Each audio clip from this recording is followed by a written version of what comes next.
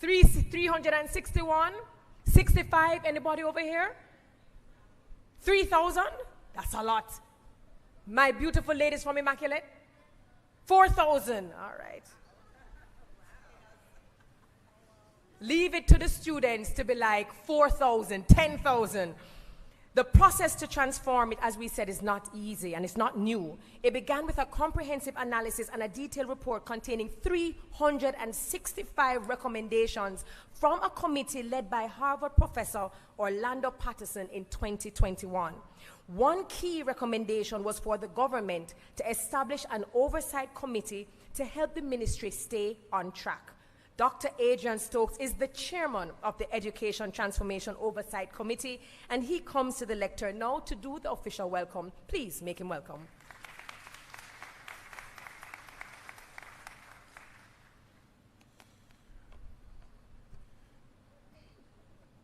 Good evening, everyone. Minister Williams, PS Troop, special invited guests, of whom there are many, so I won't attempt to go through the list of persons, but I want to formally welcome you to this evening's event. Now, let me first say that I'm very encouraged by the nature of this town hall today that the ministry is executing. At one of our press briefings, the Education Transformation Oversight Committee, ETOC, we remarked that the ministry needed to ramp up its public education campaign. And I was given the commitment by the minister and the permanent secretary, Dr. Troop, that this will be done. So I'm very, very happy that we're seeing this event this evening. And from what I can see, it is part of a strategic effort that will unfold in the coming days and weeks, months even, of a greater engagement with the public. So I want to recognize the effort of the ministry, in particular the senior leadership, Dr. Troop and her team, Minister Williams. And let me also recognize the very hardworking Miss Stacy Smith, who leads the communication effort and is responsible, along with the team that she leads, for a lot of what you're seeing here today. So very, very happy for the execution. So change is very difficult, and transformation and trying to transform something as complex as our education system is a very, very demanding piece of work. Transformation requires what I would say a number of deliberate and consistent steps to be successful. Importantly, it requires what I would call strategic alignment. Everyone agreeing on the big goal. Everyone knowing why we are doing this, the why. Why are we doing it? It's very, very important. And the big why for us in Jamaica is that we are improving, or at least trying to improve drastically, the educational outcomes in our country. We are not satisfied with what we are seeing. Now, the transformation effort will be successful if all stakeholders are pulling, or I would say pushing, trying to turn the flywheel in the same direction. We know it is much easier to get a full revolution of that flywheel if all parties are pushing in the same direction. Now, importantly, with a flywheel, once the flywheel gets going and it builds momentum, it is very, very difficult to stop. And that's what we want to see with the transformation process. Persons, stakeholders that are aligned, pulling in the same direction to ensure that we can get that first revolution so that we become unstoppable, and importantly, transformation becomes embedded in the educational system. Now, of course, the opposite is true. If we have stakeholders pulling in different direction, then the flywheel is unlikely to move. And guess what? We won't have, importantly, momentum. We won't have that momentum, and transformation will fail. So, as we seek to transform education in Jamaica, the key to success is a broad national consensus. Everyone pushing the flywheel in the same direction. If we do that, we are unstoppable. So please get on board. Let's work as a team to achieve the big goal of transforming education for national development. Thank you, ladies and gentlemen. Oh, we can do a much better job than that, ladies and gentlemen, for Dr. Stokes. Now, Dr. Stokes, I'm not sure if you're aware, but every jingle and every song come with a dance. So I heard, I don't know, a birdie told me that you've been practicing a dance for Trend. Is that? No, rumors. So you're saying that my sources are not credible. Don't worry, I'm not putting you on the spot, but don't worry, we have a very talented performer who will certainly come and entertain us a little bit. But thank you for that. This requires deliberate and constant strategy, partnership, collective effort, collaborative effort, and a shared goal. So, ladies and gentlemen, we know that ETOC and the Ministry of Education and Youth have been working behind the scenes for the last 2 years to lay the groundwork for transformation. While they do the heavy lifting, we all agree that the business community has a keen interest in this entire process. This is why we invited the private sector organization of Jamaica to be a part of this event. Please welcome the PSOJ's Executive Director, Mrs. Sasha Bassiano-Riley. Good evening, everyone. And we are indeed excited to be here, all the excitement. Terry is right. We believe this takes all hands on deck. As Adrian indicated earlier, it is everybody pulling in the same direction with the flywheel. And we believe that PSOJ, the business community, we all have a role to play. And so it is with pleasure that I bring greetings on behalf of the private sector in Jamaica at this, the launch of the Ministry of Education and Youth's Trend Program. Good evening, Minister Favour Williams and PS Dr. Troop. A moment like this is a powerful testament to what we can achieve when the public and the private sectors collaborate for the good of our nation. The importance of education in the social and economic fabric of a country is clearly undeniable. It is a foundation upon which the future is built. And for Jamaica to attain a sustainable and competitive economy, we must take deliberate steps in planning, designing, and investing in an education system that is both world-class and inclusive. It is also undeniable that our investment in education redounds to a vibrant, competitive, productive sector and opens up a myriad of opportunities for our citizens. We believe this Trend program, birthed from the comprehensive Dr. Patterson report that Terry spoke of, which is long in coming, it is a monumental stride towards achieving these goals. With its focus on multiple pillars, ranging from governance and accountability to infrastructure and technology, Trend aligns perfectly with the PSOJ's objectives. We are particularly excited about the pillar related to TVET, which is the Technical and Vocational Education and Training. Our businesses, industries, and indeed the economy at large require a skilled workforce, not just academically, but also vocationally. The functional principles underlying Trend, such as the emphasis on STEAM and social and emotional learning, echo the needs of the modern workplace and the life skills crucial to personal development.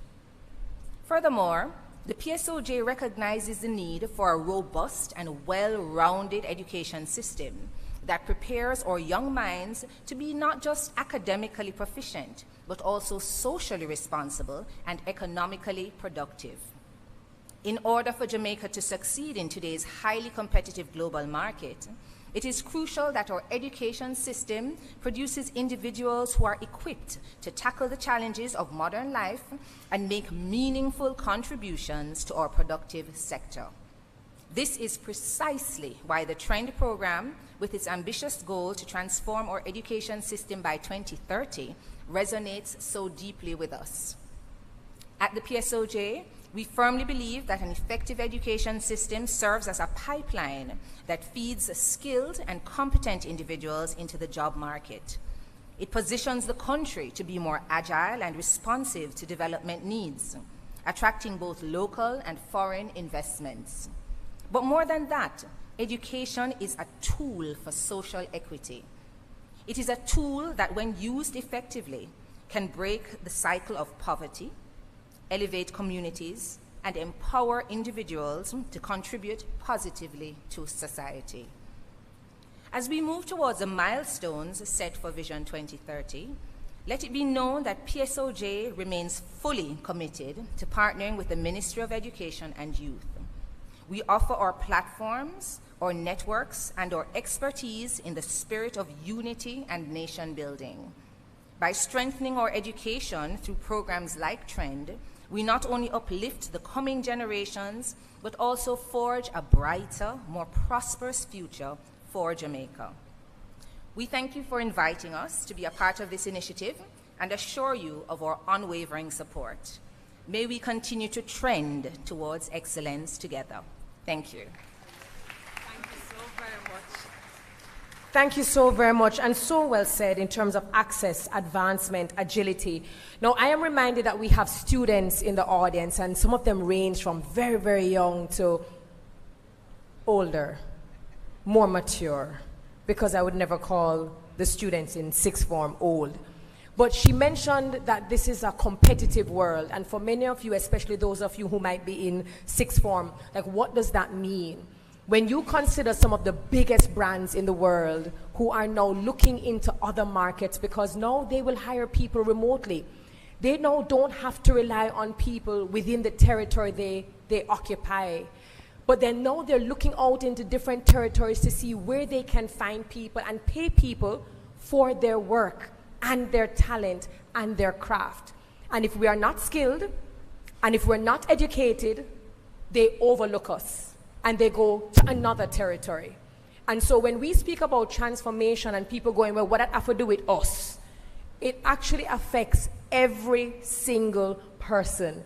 And if more of our students, as they graduate, can land remote jobs, get paid in different currencies, I don't know, US, pound, Caymanian dollar, I don't know. You can do it right here, which means that the money stays where? Here. Which means that your livelihood is where? Here. And so we don't want you to think of education as this abstract thing. We are saying that money and opportunities are out there, but education, as was said, is the tool, and we have to take it seriously. So I thank you so very much for that. So let us now talk to the person who has no pressure, right? Easiest job in the world. Easiest. Has to get up, has to look at policy, has to look at the education system, everyone who is affected, all of the stakeholders, communicate with everyone, get everyone sharing this one goal, moving and pushing in the same direction. It is not for the faint of heart. Luckily, the lady who I'm about to introduce, Talawa. Please put your hands together for the Minister of Education and Youth, the Honorable Favour Williams.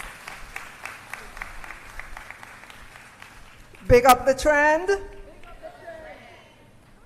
Give me a few lines from that note, Stacey. Big up the trend. Watch the trend. Big up the trend. All right. Good afternoon. Oh, yes. Oh, yes. While they cue that up, let me just say good afternoon, everyone. In particular, let me acknowledge our host principal, Principal Robinson. Give him a round of applause. We are here at JC, and JC just happens to be in my constituency. Thank you so much, Principal Robinson, for having us this afternoon. Let me acknowledge our moderator, Dr. Terry Carell-Reid. I know as well I'm going to acknowledge our Minister of State in absentia. I know she's on other important ministry matters and would have been here otherwise. Let me acknowledge as well Dr. Adrian Stokes, Chairman of the Education Transformation Oversight Committee. And if you want to know somebody miserable, Dr. Stokes. No, he's there every week, pushing. Minister, minister, minister. Yes, we have to be on our toes. Let me acknowledge as well Dr. Kassan Troop, our Permanent Secretary. Members of the Executive Management Team, staff of the Ministry of Education and Youth, and I see in our midst, President of the Jamaica Teachers Association, Mr. Leighton Johnson. Thank you for being here. Mr. Stuart Jacobs, National Parent Teachers Association of Jamaica. Mr. Jacobs, we have such an ambitious program for you, for our parents, to bring them on into the fold. And in that same light, let me especially acknowledge Ms. Casey Carr, National Parent Support Commission. And in case you did not know, she has the task of ensuring that this school year, a minimum of 100,000 parents are trained in effective parenting. But Ms. Carr, don't worry, we're with you. We're here to provide the support because we recognize that our parents are an important stakeholder. Let me recognize as well from the Private Sector Organization of Jamaica, Mrs. Sasha Bassiani Riley, yes, because it is to your companies that we send our students. And so to the extent that we can work hand in hand to understand the needs of private sector and for private sector to work with our schools in the way that German companies work with the schools, the Singaporean companies, they are so integral in the schools. They build out labs in schools.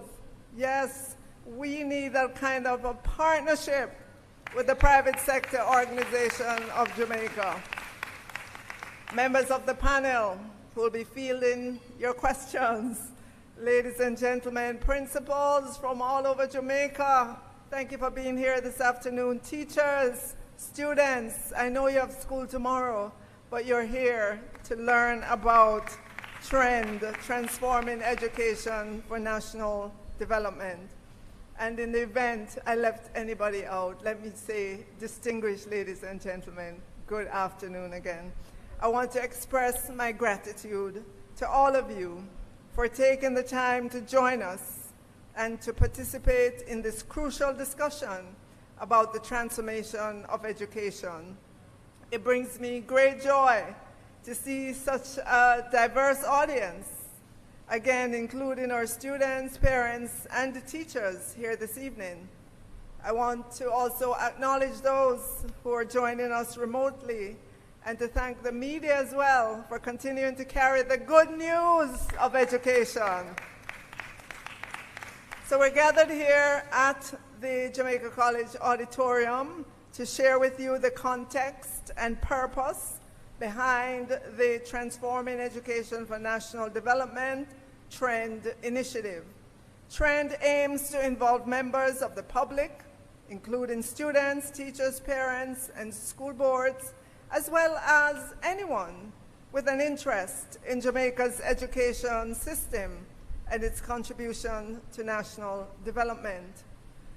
I am sure you know that for many years, despite some outstanding achievements, our public education system has had instances where the outcomes fell short of our expectations. Over the past year, in light of the 365 recommendations from the Jamaica Education Transformation Commission, led by Professor Orlando Patterson, a son of Jamaica, a graduate, which school is he? Did he graduate from again? A graduate of Kingston College. He led the commission to interrogate the education system in Jamaica, to help us to understand what's working and what's not, and what it is that we need to transform in order to get the results, the outcomes that we desire. And that work led to the 365 recommendations that we have been reporting on. And the last time the Oversight Committee reported, we were able to say that 20% of those recommendations were underway, and that is no small, right, that's no small task. So working closely with the Oversight Committee under the leadership of Dr. Adrian Stokes, who you heard from earlier, we have started the work on implementation. There have been a series of consultations as well, a lot of different activities. We've chosen the theme, Transforming Education for National Development Trend, to guide our engagements in the coming months. It is crucial that we all understand the objectives of this transformation and the ongoing programs. The ministry has made significant investments to modernize and improve the delivery of education services and enhance the learning outcomes of Jamaican students. This evening, you will learn more about the key thematic areas guiding our activities, which include the 7 pillars. Pillar number 1, governance, administration, leadership, and legislation. Our Education Act and Regulation date back to 1962 and 1980. We've been doing work to modernize that. Pillar number 2, early childhood education. There's a lot of talk on everybody's tongue about improving early childhood education.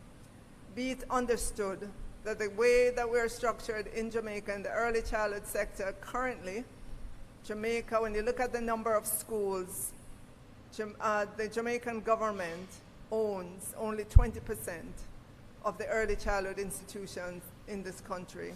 The remaining 80% are owned by private individuals who operate a business, who charge for their services. We want to work together with those private individuals to ensure that they come up to standard and that they have trained professionals within those early childhood institutions.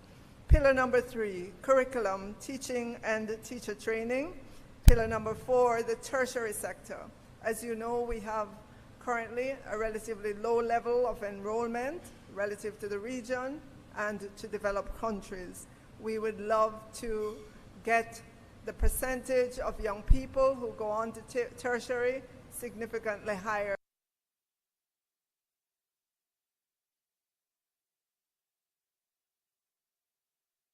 than it is right now. The last time I read our draft policy,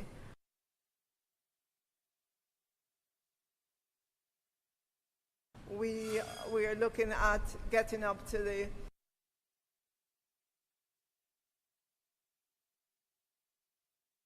$85% range versus kind of where we are now, below 30%. The pillar number 5, TVET in Jamaica.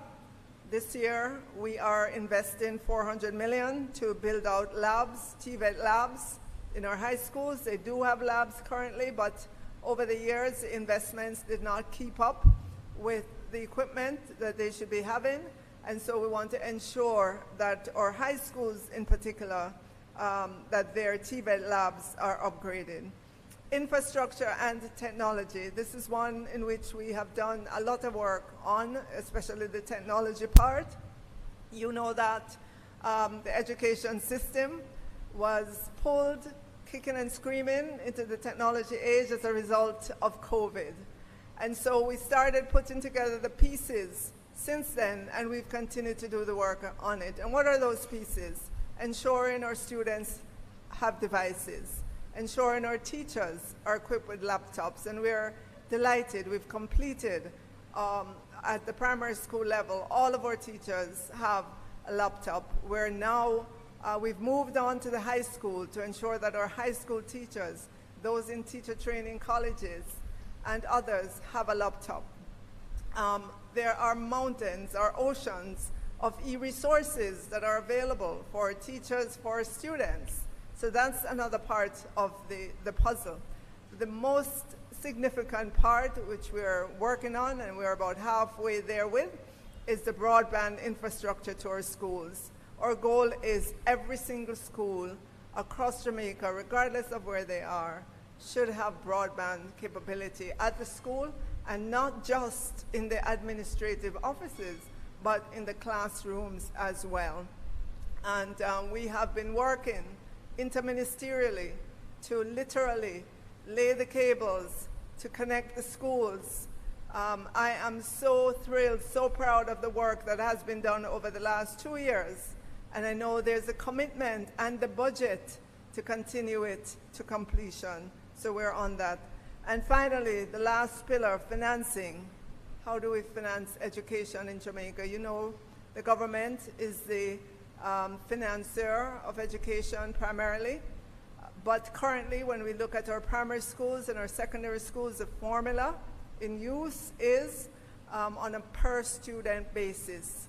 We know that there are schools that need more than we're giving them currently, but just because of the intensity with which they need to work with the students who are in those schools. And there are other schools who get massive support from their alumni that may not need quite as much from the government. We have to look at the formula to see how we can best support those who need it most so that everyone can come up to that level.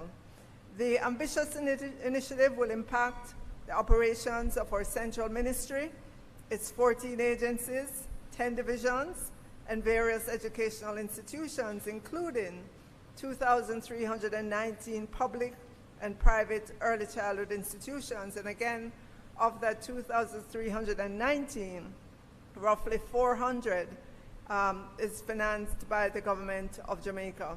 We have 1,010 public primary and secondary schools. We have 7 educational regions.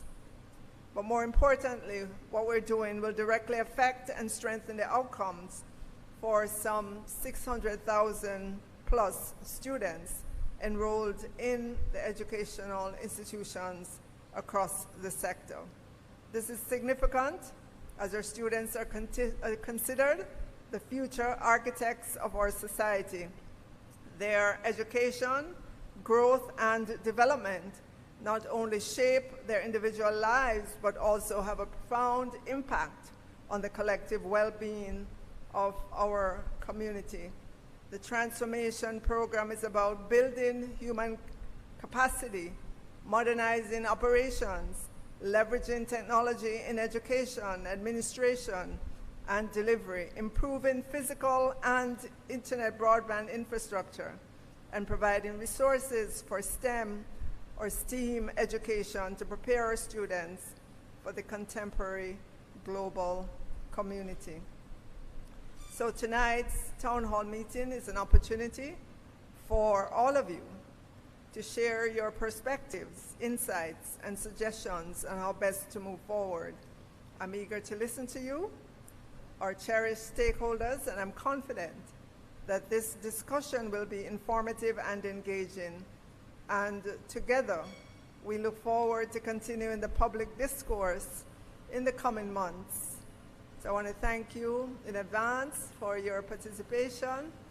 And just to let you know, even though we're going to go across Jamaica with the discussion, but simultaneously, the work is happening.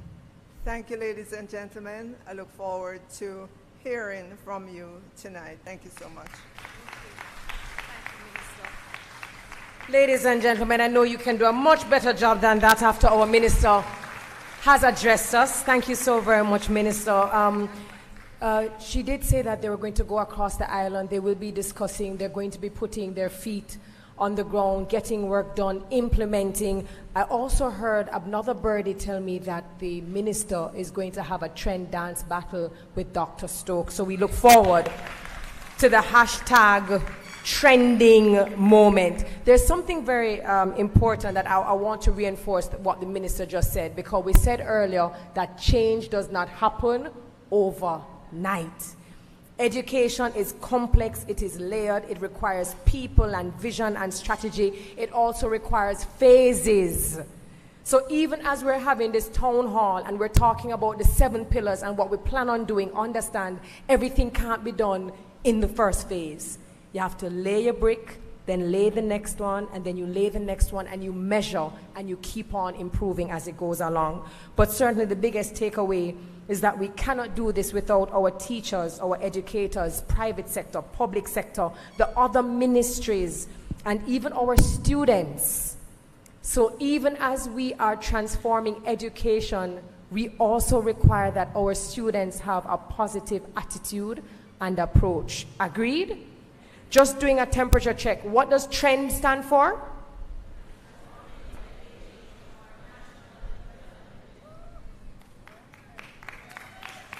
I'm not convinced. What does TREND stand for? Frontal class, and we're looking forward to the discussion that is coming up, because this is interactive, and we look forward to the questions that will be had here as well as online. And speaking of online, Joel, what is online saying? Well, first of all, online already have them questions in. They always do. So we're ahead of the class right now. But just to remind everybody that we have 2 very important hashtags. And if you're just joining me, as you can see, I have like multiple devices keeping up because we're streaming live on GIS as well as PBCJ. So, you know, it's all information that's coming in. So if you're just getting a chance to hop on, the hashtags that we're using are TrendBrighterJA and TrendEduJA. And if you're just joining, this has been a fantastic discussion so far. There's a lot more to come. Thank you so much for tuning in. But keep those questions coming. I know we have about 3 or 4 already in the chat. We're looking forward to some more. It's quite an enormous undertaking for the ministry, but we're very excited about this, very excited to see the discussions to come. And I'm already, Terry, looking forward to even joining on some of the road trips, because 1 is a road trip, but 2, I get to meet young people and talk to them and have really meaningful conversations. Over back to you, Terry. All right, thank you so very much. Again, we invite your questions, and we will try to get in as many questions as possible. But just before we get into the main discussion, the panel discussion, I'm going to invite to the Trend Town Hall stage a man on a mission. A man who is on a mission to promote ambition. An artist who promotes assets over hype. One of easily the most conscious voices in the music industry today. I had the pleasure of seeing him perform last year, and I can't wait to see him again. Ladies and gentlemen, put your hands together for Yakster. Blessings, love, and light. What is everyone doing? 2-2. DJ Amber, you go. Everybody. When emotions are passed through you, I want prayer heal all those wounds. Just remember, say Jaja feels your pain. Jaja feel. So, and when the sky is not blue, me native don't give up too soon. Just remember, say Jaja feels your pain. Jaja feel. I coulda really want the cause of this. Them say the cake I want to car fight. I take up me put in at them sorry. Sure, them style the thing now want me part tight. The wagon full no more me can't carry. And don't got me out so me them can't tally. Me do me thing and got the some me not hurry. Some breeder shame and face. When me can't water it, I me say partially. Them style me already know I tell the boss sorry. I look at thing me listen when you talk, mommy. Cause humans want take me yard from me. Yards up forever, you know me can't drop it. Nations bush lad that sing harmony. Come and give thanks for life, put your nice guy like this now way. Left to right everybody. Victory we sing boy. When emotions are passed through you, I want prayer heal all those wounds. Just remember say So, Jaja feel. Hey, how when the sky's not blue, me native don't give up too soon. Just remember, say Jaja feels your pain. Jaja, bump me low. And we are the future because we are the youth. But initiative like this, we have to embrace. Because we say mobility and transformation for Jamaica. And the few, and all youths. Turn it up a little bit more, yeah. The mic, make sure the mic not working now. Anyways, make a change in 2 days. One track way too great. Nation we're too great. A veterans of today, congratulations, I'm like touche. And many say they want us winning. And I'm like, really do they? We follow their crusade. Push your hands up in the sky and wave. Pass through you, geek. Give me next one, my general. Amen. Who believe in a bag juice selling? Building a fall club. Selling ice. Downtown shopping. Who believe in a... Ole. Ladies, if you love money, say money. If you want lots of money, say money. If you want me to give you money, say money. Say yes to give me money. I have none to give you, I'm sorry. Turn up my track. Yes, I. They want to hear a money song now. I don't business with them, bro. Me have my own rated life for Benz load. Land lease, so we a go get the fence round. Drop a candy and a panny, makes sense, don't. And off the eyeglass we drink our ends out. I put a truck on the road and going down. Me a drunk tell the beggar say me spend out. Asia good when the bush lad step down. Anyways, I set over hype dog them breed. True contribution a NHD. So me can qualify for your loan and use that money and purchase a home. My plan surpass A, B, and C. My granny young shop turn Airbnb. A foundation set grandbabies can feast. Progressive people, come to the man. Hey, so we go build a full group. Up a castle and buns of coal too. Yeah, cause no one shall go take a loan, bro. Go put a vaccine on the road, bro. Myself with your hope though. Because I'm supposed to. Yo, and round Robin Jack Road. See them with Kaya all until them grey and all. What me do? Build up a cup and get some layer fall. Circle every small business with their town. Sell them lit with eggs not just tray alone. 40 mil when we make Monday alone. I'm out dear than beef 1K now. Me use bills by accessories pan AliExpress and boom. Hold it now, hold it. I want to share my story now. My story is, I'm an inner city youth from country who went to school, wasn't deprived from academics. Academia is my thing. But anyways, I pursue my dream, which is art. You understand? Big up to my mother, sell her ice, her pigeon them. But I never take up no gun. I take up the pen and the microphone. And do what? So gambling me left alone, bro. And round Robin Jack Road. Next one. Hold it now. Hold it. Yes, Amber. I got too fast. Let me take off my glasses. Yeah.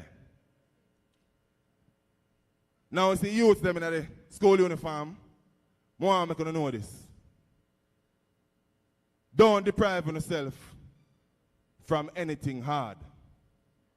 You see, it's the hardship them really and truly will mold every individual that you see now in suits. They may not say it, because my mom's a superhero.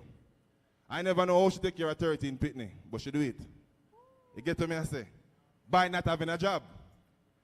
But I just want to know this. While you learn the fundamentals of schooling, I also master the heart of money. Because that's one thing they didn't taught us in school, and will not teach you in school. And the next thing, the initiative of unity. Your uniform is the first programming of unity. We sit together, so we work together. If you have ambition, put up your nice guy like this. Everybody who come out successful in life, put up your nice guy like this. Me believe in Jamaica because I'm a Jamaican. I'm proud of my country. Excuse me, na pagan. Me nah speak valley. Wheel. Oh, I go look no know it, so. If you have ambition, say ambition. If you like money, say money. If you want rich, say rich. I pivot that upon you. And I love all of you. From the top of my heart, you know? Hey, excuse me, no pagans. Me not seek validation. So, a toast and admiration. From you now, your patrons. You're boasting about name brands. So, we cost over 8 grand. When me searching have the same one. With the cost of a straight pants. Me queen, a YO and a Ferrari. So, I wait nowhere to park it, boy. A white shop a Louis V. When there is a target. So, now me hype on my face day. Two minds me a save it. But them do, them go vend if it trendy. Bank account are empty. Everybody sing. So, link me wife on me. Go inside, girl, breathe up. Child support that a little. Hey, a farming over flancing. Investment over braffing. Inheritance for me seeds, oh yeah. Me alright being mean. Anyways, if you are 50 and never make a brings get used. Means the poor say your kids next to employment you use as a. You want him grow so him get. I see him 24 hours so what you got to. When your kids do good you buy them jewels. Bang and Bajif buy their own tools. To keep getting wealthy. Alana sell and more one piece. Nobody watch how my class clean. Soon start supplying Walgreens. I stocks large when you plant trees. What them do, them feel some would have football go on. You, sir. And it's a baker, me bill from a buller. San Diego, I wave. I acres over markets. So, link my wife on me. So, go inside. So, hey, I farming over flancing. Investment over braffing. Inheritance for me seeds, oh yeah. Me alright being mean. Listen this now. Though the year tempting, me still watch how me spending. A 9 pound 12 goat kid. A billions when them get big. So, build up a ranch and rent it. Ground produce must plenty. Ice party vending. Each bag cost empty. So when me do partner draw me fix mine. Hey, me invest back in a Bitcoin. So, I'm blockchain virtual gold. Demands inflate in time. But me invest in my merch. Give some back to the church. Pastor boy look at work. But we still love God. Put up your nice guy. Go so. Hey, me gone for you, man. Love you, blessing and light. Yak to the bush lad representing. Trend family, put your hands together for Yakster. No man, you guys can do a much better job than that. Big him up, big him up, big him up. When you say artists who putting out good music, you have to big them up. Because a lot of the time we talk about money and yeah, we want to earn the money, but a lot of the times we don't know how to save that money or how to spend that money wisely. So we'll look about assets, not just the hot car and the hot shoes and the hot this and everybody just at and dally dong, dally me, dally this. Yeah, we're not, yeah. Make sure that you do the thing properly. But thank you so very much, Yakso. The minister has actually, she has a pressing matter and had to leave, so she's asking if she could be excused. However, she's leaving us in very good hands. So this is the time when we come down to the main discussion. That is the purpose of this town hall. This is your opportunity to ask questions, to get more information, and of course, we invite you, as soon as we open it up to the audience, those of you in the audience, as well as those of you watching online, to kindly submit your questions. So we now invite our panelists to come on the stage. We invite Permanent Secretary in the Ministry of Education and Youth, Dr. Kassan Troop, the President of the Jamaica Teachers Association, Mr. Layton Johnson, President of the National Parent Teachers Association of Jamaica, Mr. Stuart Jacobs. No problem. President of the National Secondary Students Council, Mr. Kavan Lewis. We welcome Ms. Kesia Carr, Chief Executive Officer, National Parenting Support Commission. And last but not least, Mr. Stanford Davis, Vice President, Association of Principals and Vice Principals. We are ready. Thank you so very much for joining. Is how many badges you have? Prefect, peer counselor, vice president, key club member, JC Interact Club, United Nations, You're the president, of course. Thank you so very much for being here, Kayvon. There's one question that I'm dying to ask because we've been speaking about trend, transforming education for national development. The question I have, of course, is what is transformation? That is a question I've been dying to ask. But our producer beat me to it and put the very same question to the public. So what does transformation mean to you? Here's what they had to say.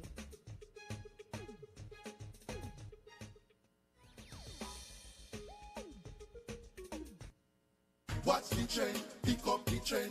This are the trend for all the youths them. Watch the trend, pick up the trend. T-R-E-N-D. Pick up the trend for education, teachers and the students. A fully bright future, yes, that are the new trend. Better governance, partner with the parents. Follow the big trend, elevate the youth them. Improve the school's track performance, access and attendance. From infant primary to university students. Turn up the skills training, full steam we are getting. Follow the big trend, elevate the schools, yeah. Watch the trend, pick up the trend. This are the trend for all the youths them. Watch the trend, pick up the trend. T-R-E-N-D. For more technology, yes, and better planning, quality education. That's what should be trending. From principals to EOs, everybody winning. Follow the ministry, changing the system. Watch the trend, pick up the trend. Today marks a historic moment as we unveil the Transforming Education for National Development, or TREND campaign. TREND is our long-term plan to reshape education in Jamaica by 2030, creating an inclusive, world-class system. It's centered on the 7 pillars of change. Number 1, governance. Number 2, early childhood education. Number 3, teaching, curriculum, and teacher training. Number 4, the tertiary sector. Number 5, technical and vocational education and training. Number 6, infrastructure and technology. And number 7, finance, meaning the financing of education. Through TREND, we will raise public awareness as we drive meaningful change. Let's unite on this journey because the future of Jamaica depends on the excellence of our educational sector. Together we trend for a brighter tomorrow. Watch the trend, pick up the trend. This are the trend for all the youths them. Alright, so transformation means in the educational sector for me means that developing critical thinking skills, problem solving skills, right? So it's not just for formal education per se, but informal education. I think that persons can learn a lot outside of the classroom. So transformation of education, that's what it actually means to me. Well, for me, generally speaking, transformation is moving from one phase to another. And we're talking about improvement and development. So it's having your education and moving from a downscale to an upscale pretty much. It means doing things differently from what we normally would do. So for example, I am an agricultural science teacher and I'll have to remain in that area to look at the transformation that I'm dreaming of to be for agriculture. So for our students these days, they are very modern, and so we beat on technology, to use technology to move education forward for these children. And so in agriculture, we could have technology such as a drone doing our spraying for us on the school farm. And so I think that would interest young people even more when they realize that this simple technology that I have out there can also be used in agriculture, so why not be a part of it? We can also have wherein now we have a greenhouse. So our children can see where we could have an app on our phones, simply turning on the water system for the greenhouse, you know, turning it off, operating the lights in the chicken house. So for me, educational transformation simply means doing things differently. Before we depend on just the fork and the hoe and the machetes. And so transforming all of that would mean having these technologies that I spoke about earlier. Watch the trend, pick up the trend. All right, so we heard those responses, and I'm going to give my panelists the opportunity to give me their definition of trend. I'm going to leave Dr. True for last because I'm going to ask her the definition according to trend and the campaign itself. but each individual on this panel discussion represents a group or association, a community, a stakeholder. So I'm going to start with Sir Leighton Johnson, President of the Jamaica Teachers Association. What is the meaning of transformation when we look at this particular stakeholder group? Thank you very much, Terry. Good evening, everybody. Transformation, change, improvement, modernization. These are words that we can use as synonyms to transformation at this time. We need to see an improved education system that is aligned to 21st century standards. Modernization in terms of pedagogy, in terms of curriculum development, in terms of teaching practices, in terms of infrastructure and technology. Transformation means improvement and ensuring as best as possible our students and our teachers as best as possible are engaged in a new way of thinking and doing things. All right, well said. While you were speaking, Sir Johnson, you said modernization, and I saw Mr. Kayvon Lewis, who is the president of the National Secondary Students Council. I saw him nod his head. Talk to me, Kayvon, as a student leader, also having court with your other fellow students and hearing the word transformation in education for national development. Why is it important? My God, okay. Good afternoon or good night, everyone. Hello. I think transformation is very vital. It plays a vital role in society overall, so it's important for us to really educate our people. And I think in order for us to really transform the education system, it requires a comprehensive process that really redefines how we approach learning. So it requires us to make sure that we are equipping our students with the necessary skills and knowledge that are needed to really, as the president of the PTA? JTA, my bad. So he said that it is needed for us to, make sure that we are able to navigate the 21st century. So education plays a pivotal role in that regard. So we need to make sure that we're modernizing the teaching methods, modernizing the curriculum that we have in place, and that we're enhancing the teacher training, and also making sure that we create a culture that is built on innovation and creativity and also critical thinking. Well, I heard somebody say, wow. If any of the panelists said something that resonates with you, feel free to clap, to shake your pot cover, to knock your pot covers. Very well said, sir. Ms. Carr, Chief Executive Officer, National Parenting Support Commission. We said earlier that transformation, especially in education, is everybody's business. Talk to me about this particular stakeholder group and why transformation is important. Thank you, Terry. Good evening, everybody. There is no successful education system that does not have parental involvement. With that said, it is important that we work to upskill our parents so that many of the issues that teachers and principals have to grapple with on a day-to-day basis, they won't have those issues, so they can concentrate on teaching and learning. The fact is, when parents are upskilled, when they're trained, when they understand the growth and development of their children and what their support needs to be, then it means that our children will not just have the support in schools, they'll have the support at home. And many of the concepts and what they need for their holistic development will be reinforced at home, which makes for a better outcome for our children. I absolutely love that. A healthy environment and intentional parenting are the things that I think about. Mr. Stanford Davis, Vice President, Association of Principals and Vice Principals. When we talk about our educators, our officers, the persons in the field who have to impart all of this knowledge with our students, why is transformation so important, and why is it important to get the buy-in of the principals and the vice principals? Okay, thank you very much. Good evening, ladies and gentlemen, other panelists. As you know, representing the Association of Principals and Vice Principals, we are the leaders who will be a critical pillar of implementation of whatever transformation or change that the Ministry of Education is trying to achieve. It means, therefore, that our buy-in is critical in terms of transforming our education system, because we are responsible for the teachers, we have the parents, the community. So our buy-in is critical to transformation. And when we say transformation in this context, we're talking about radical change in our education system. You go to many schools now and you see this, like when I went to school with a teacher with the desk up the top and the desk and chair, the students sitting behind it, and it's like it's fixed that way.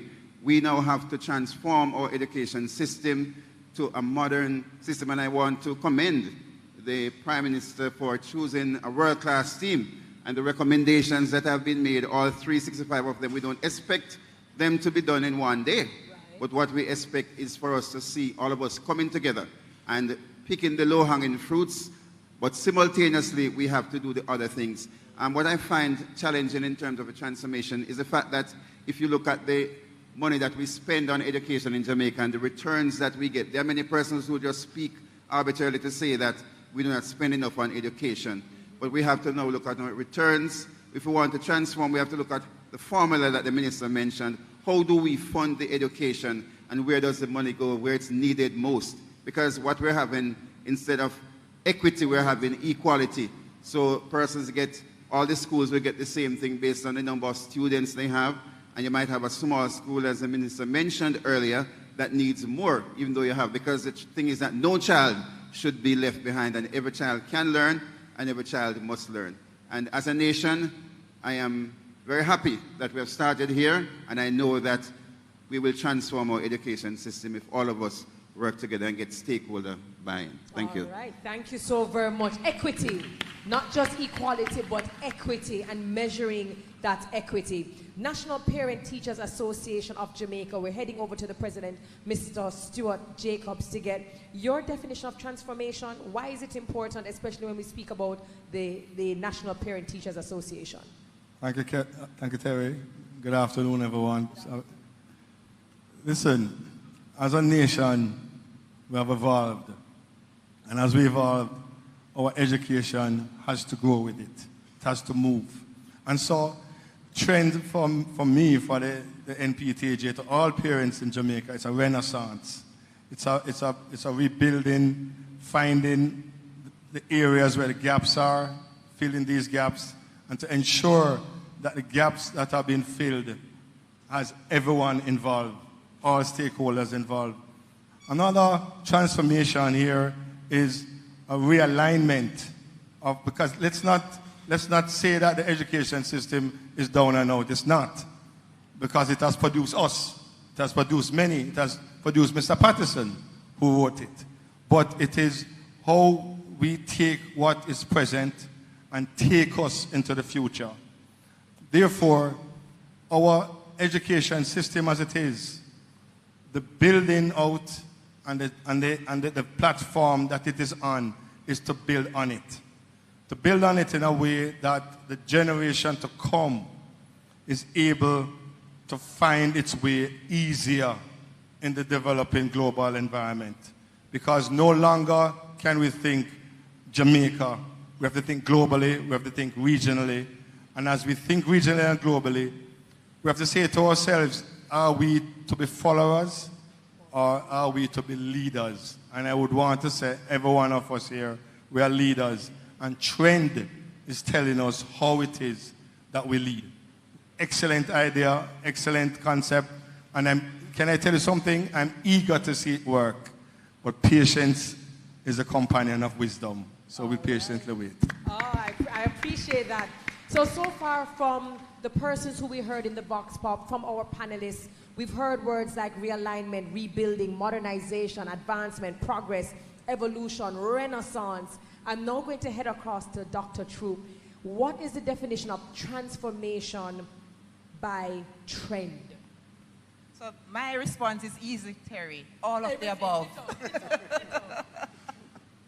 Good evening, everyone.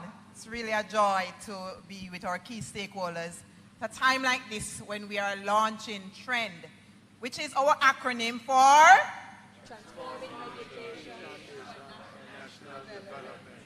And it must be all of us, because if we are interested in national development, we must be interested in education. So when we talk about transformation, we're talking about all hands on deck. This is precisely why we have the NPSC, we have the NPTAJ, we have the youth represented, the leadership, the voice of our young people. We talk about the leadership of our schools, Terry. Everything rises and falls on leadership. And that is why the first pillar within TREND or the transformation plan is governance, leadership, accountability, and legislation. Very, very key to the transformation. So what we want is a difference in how our teachers feel about education. We're listening. That's what the transformation is about. Too often, our key stakeholders believe there's a disconnect. They are not feeling us. They are not understanding us. We are not together. The transformation speaks to the alignment or realignment with our key stakeholders, our teachers. Our education system cannot surpass the quality of our teachers. And so we have to reach out, we have to listen. And part of what we do and should be doing, Terry, is resourcing our teachers. Now we talk about the migration, and it preoccupies us, what's happening to our teachers. We are getting responses from our teachers, and they say to me, Dr. True, it's not that we want to leave, but it's too hard in Jamaica. We want more resources. It's time to listen. That's what the transformation is about.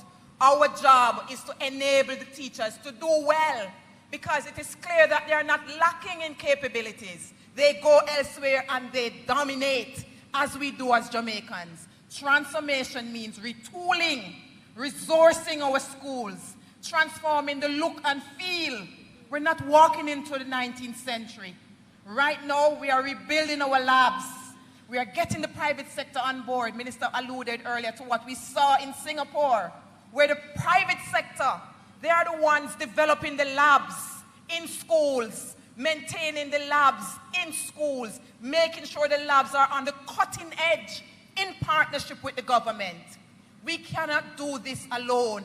Transformation is everybody's business. And why do we do this? For our children. It is all in service. It's not about me. It's not about anybody up here. It's about the children of this country. They deserve the best. And transformation means unearthing the excellence in every single child that comes to our schools, that we have a charge over. We have a responsibility to dictate and enable their excellence. That's transformation. All right, ma'am. Yes, ma'am. Yes, ma'am. Now, earlier we saw the jingle, and the jingle has been played on air, online, and we said, yes, it's catchy. But we are looking for outcomes. We want to know at the end of the day, what kind of outcomes, the favorable ones, are we looking for? So let me go across and let me ask JTA and PTA. Let me find out from you, what are some of the tangible outcomes, which we know won't happen overnight, but what are, if you had a number one wish in terms of an outcome, what would they be? I'll give everyone the opportunity to answer, and then I'll come to Kayvon. And that's important, the outcome. The outcomes of this transformation, it is something that every stakeholder should be aware of. It should not be something in abstract. Outcomes must be improvement in school infrastructure, improvement in teacher resources, improvement in the outcomes of what a student ought to look like at every level within the education sector, be it the early childhood sector, the primary level, the secondary level, moving into the tertiary level. At the end of each stage, each individual in Jamaica should know exactly what it is that a successful child should look like. What is the outcome of our education system? We should all know the philosophy of education. We should know this in our sleep, to say that at the end of the day, this is what our education system is producing. And these are the outcomes that we really would want to see at this time. Parental involvement. And in my estimation, I believe parental involvement should be a major pillar, because this is perhaps one of the drawbacks for me in the 7 pillars. There is the absence of parental involvement as a standalone, as a pillar, because as our Chief Executive Officer indicated, nothing can happen without the parents. And as schools, we know the difficulties we face when there isn't the necessary parental involvement in the everyday activities of the school. So those are some outcomes that we want to see. Thank you for that. I'm going to jump across to Ms. Casey Akar because he touched on parenting. He gave us some outcomes that naturally he's looking forward to, but then he touched on parenting, saw you nodding. If there's an outcome, a tangible outcome that you're looking forward to, what would that be when talking about trend? I'm going to answer in a very granular way. I want to see that all parents or all persons who have just come into parenthood understand the importance of those early years. So they're building character in their children through their own interactions, because children learn best through modeling. So they're teaching them social graces. They're teaching them how to problem solve, even at a young age. They're teaching them in ways that encourage play and their own brain development. I want to see involvement in ways where parents are resource persons. There is a whole lot of information that parents have that can help to drive the curriculum and its implementation. I want to see that kind of involvement in schools. I want to see where there is consensus between teachers and parents as to what the best interest of the child is, and that's promoted at school and at home, so that at the end of the day, we have the education sector that is representing all our efforts, our combined efforts. Thank you. Thank you for that. I'm going to get back to our panelists, but I know that we have questions. We have microphones right there in the middle of the aisles for anyone who has any questions for our panelists. Joel, I know you said that you had questions already online, so I'm actually going to throw to you just to see what those questions are. Absolutely, absolutely. Let me just pull that up right now. And again, if you're just joining us online, welcome. We hope the conversation so far has been fulfilling and rewarding to you. Now, one of the questions that I'm seeing right here is, what will be different this time in terms of will there be the use of big data, and what can we do collectively as a general population? So that's like two questions in one. So the first one I'm going to ask is, what will be done different this time in terms of the use of big data to guide some of the decisions for trend? Information, statistics. That's a really good question coming in. That's a very good one. So we're talking about, and I'm sure where it's coming from is that there are always a lot of initiatives. There are a lot of different committees. There are a lot of different drives. So this person is saying, okay, trend, you're different. What makes this different? What makes this doable, workable? And more importantly, how are we using the data and measuring in an effective manner to know what to implement, what to draw back, what to experiment with? Okay, so what's different? First thing is that, as was done in the economic transformation plan for the country, our Prime Minister dictated that there's an oversight committee. And you met Dr. Stokes earlier. That's different. We now have a body, the Education Transformation Oversight Committee, that is made up of stakeholders, JTA, APVP, education officers, students, parents.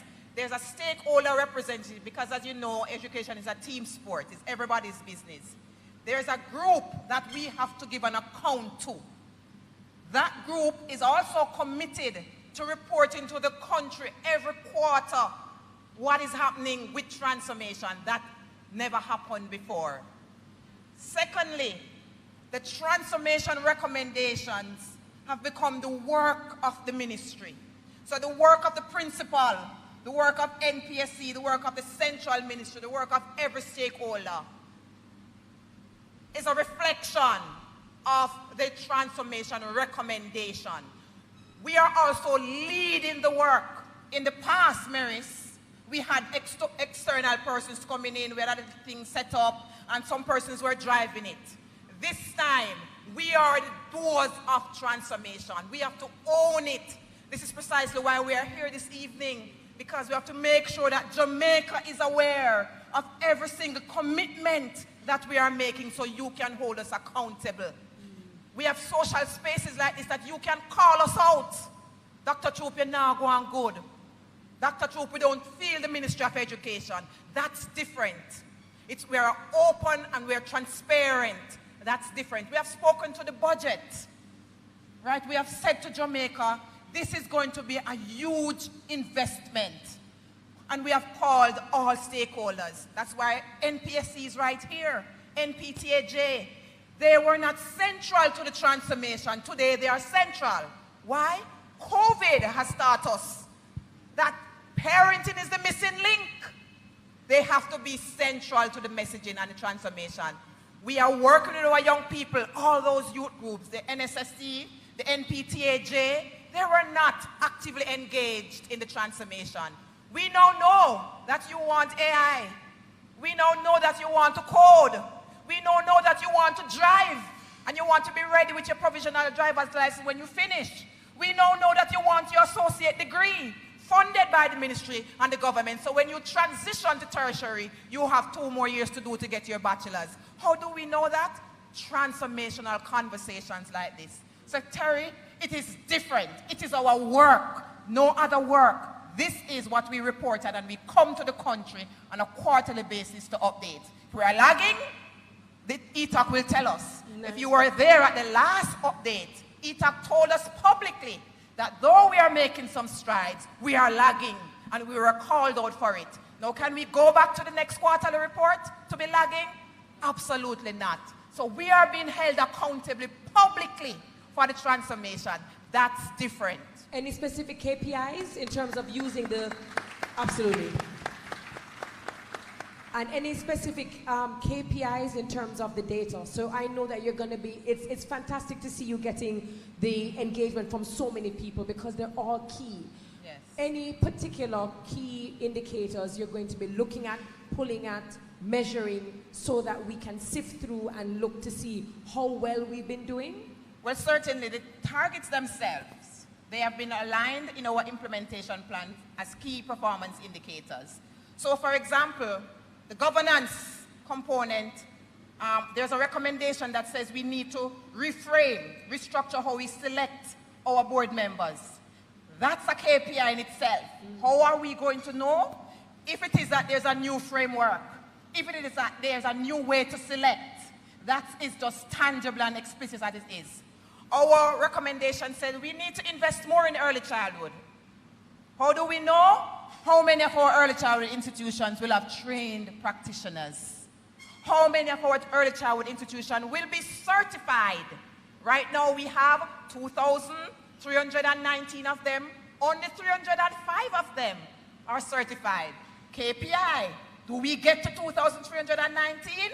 We are going to be held accountable for that. How do we know our labs are being upgraded?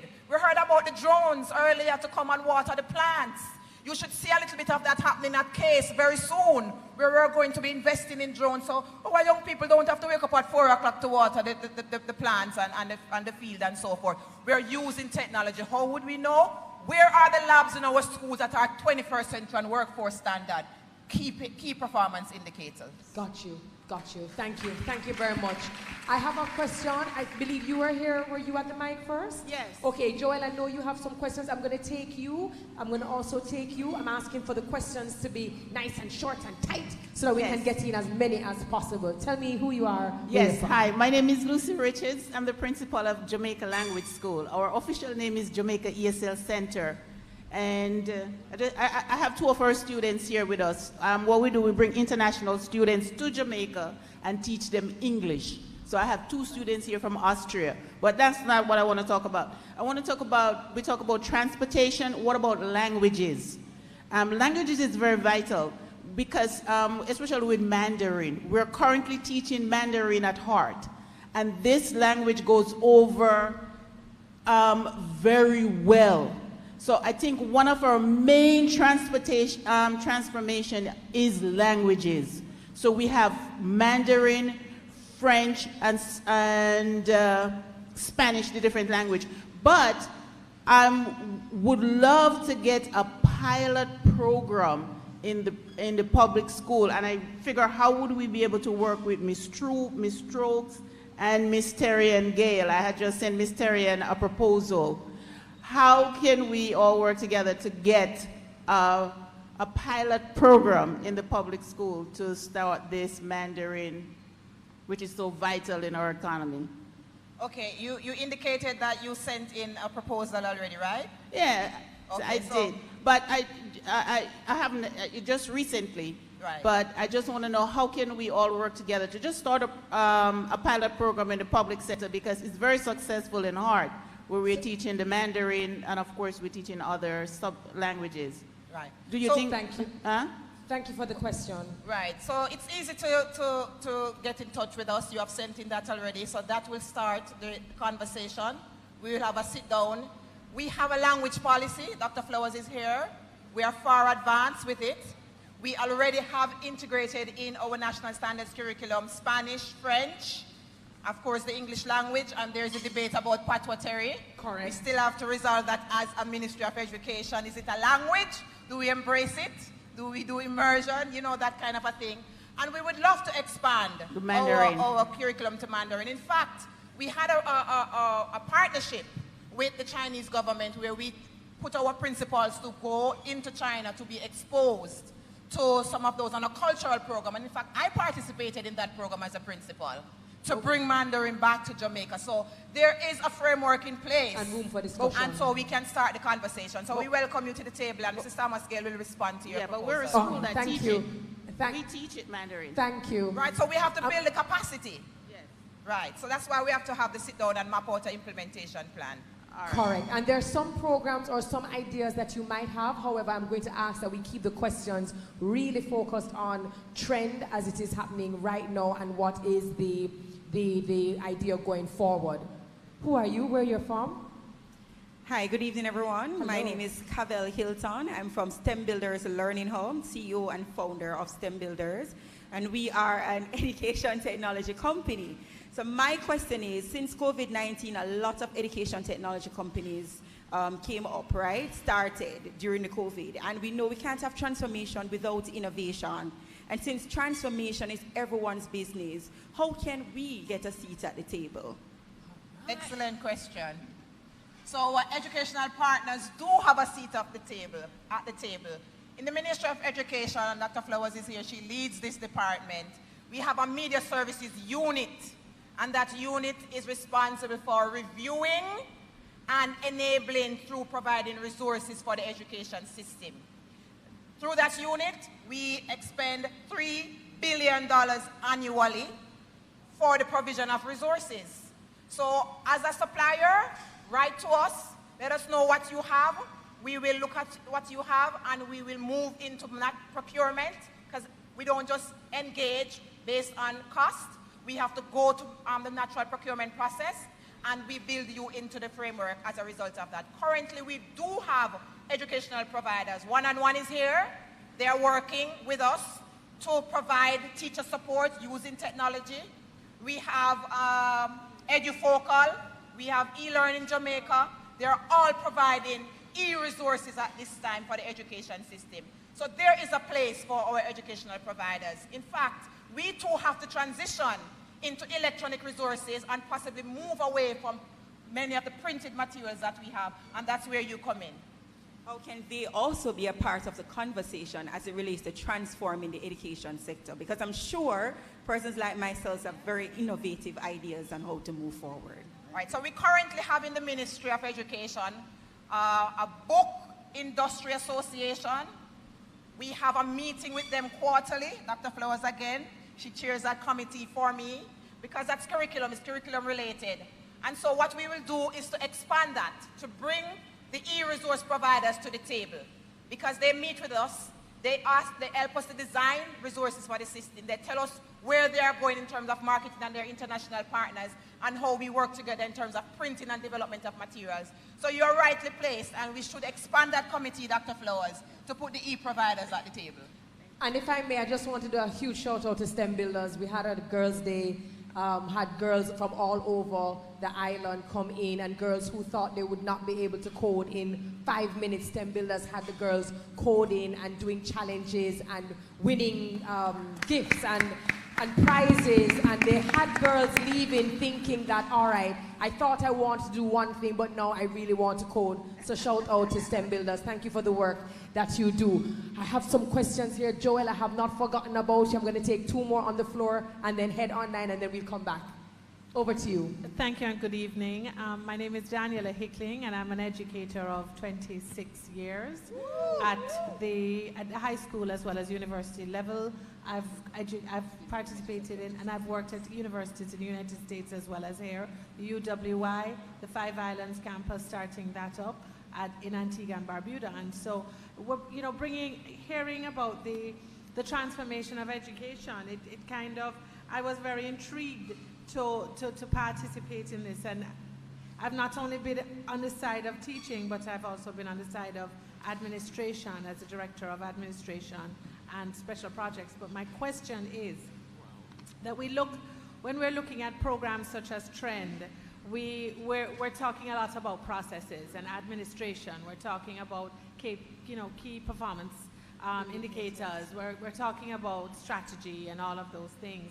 But in this transformation, what exactly is a transformation methodology, and especially as that, the impact of that on behavioral change, and how we are going to change our approach to education, our culture of education, how we are going to think about education not just as checking boxes as we do with strategical processes, but how are we going to do this to actually impact the future, which is the students that are in this room. All right, thank you for that. So the how will include parents. They're here. The how will include our principals. The how will include retooling. The how will include automating the Ministry of Education. We are in service to our chief constituents, our students, parents, teachers. We know the frustration of salaries. Oh, yeah. We know the frustration of getting the grants out. So we are moving into retooling, automation, collaboration. So we have to do this as a team sport. It's not a checkbox, right? We are looking at who do we need to produce, the values that we need our graduates to reflect. And that's why we had just recently reviewed the civics curriculum, and we have launched that. That's why we are now with the Character Education Committee looking at the Character Education Framework, so we can look at the quality of the graduate. Who is that Jamaican graduate? Who should that person reflect as it relates to where we want to go as a country? So the how is about all those variables or factors coming together to impact the learner. Thank you for your... I have to get to another person. Just before I get to you, Kevin is here as he represents the students, and we've been talking about what the successful student will look like, and we've been speaking about the methodology. The question I have for you, Kevin, as you represent a lot of your fellow colleagues, they've probably spoken to you about their own frustrations. How do they hope to be transformed, and what kind of individuals do they hope to be as they venture out of school, whether into tertiary or into the working world? Okay, so thank you for that question. So based on the education system that we have today, a lot of students have voiced their issues that it kind of put them under a certain constraint because it doesn't allow them to really find their self, their individuality. So I think, we need to change the curriculum, as I mentioned, modernize it to suit the needs of our students. So overall, this transformation process should make sure that we are putting things in place to make sure that we are focusing on the different learning capabilities and disabilities of students. So not just focus on one set of group of students, so that when they're, moving out into the tertiary education system or any other avenues of the world, that they're able to, navigate that space without any issues. So overall, I think that our education system now will have to be transformed to make sure that, we're targeting students from disabled groups. I think earlier when I was watching the presentation on the live discussion, one of the persons actually posed that question, so I think the necessary persons will answer that later. But things like that, we need to make sure that we're focusing not just on one particular set of students, because we have different students from different backgrounds, different socioeconomic status. So education system that is inclusive of everyone. Yes. Fantastic, fantastic. And I know that as Tony Aiken is over there as our sign language interpreter, we always advocate for spaces because typically when we speak about education and other aspects, it's usually one type of person, and we often exclude the conversations around our students who have various special needs. I thank you so very much for that, Kayvon. To the lovely lady from the Immaculate Conception High School, your question. Hi, good evening, everyone. Good evening, panelists. My name is Jadane Thomas. I'm a current grade 12 student at the Immaculate Conception High School. And I'm also a representative from the National Youth Parliament. And so my question today is, well, first, my suggestion, then question. So I believe that a policy should be implemented where parents must be included in the affairs of the school. I think parent-teacher meetings should definitely be taken more seriously because I think we can all agree on that parents need to understand what is going on and what they can do to help. To refer back to what Miss in the yellow blazer, Dr. Carol, can you remind me of her title, please? Miss Cara, what she said about getting parents involved, it is very serious. It's a very serious thing that we should definitely put a lot of attention around because what parents, they don't know what they are doing at times. I think we're in a different generation where we have to find different strategies to help this generation that we are building. And I think a lot of parents are lost, to be honest. I think nobody teaches you how to be a parent, so you can feel lost in the process. And this also goes into my question now about sensitization of teachers. When we're training teachers, I think sensitization should be implemented in that training so that teachers are not only able to be better educators, but also nurturers. Because you find that teachers are not just educators, my apologies. You find that in this process of teaching, you have to end up, it's like almost you're like a second mother or father to that child. What your teacher says matters. So I think we need to implement sensitization when we're training teachers because going back to parent-teacher meetings, if parents are not aware of what they can do to help, we're going to find out we're going to leave children behind. So what's your question? My question is, can we implement the sensitization of teachers into their training and also implement this policy where parents must be included in the affairs of the school? Yeah, that's my question and suggestion. Great Thank you. Great presentation.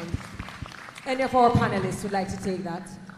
First of all, excellent questions and very good presentation.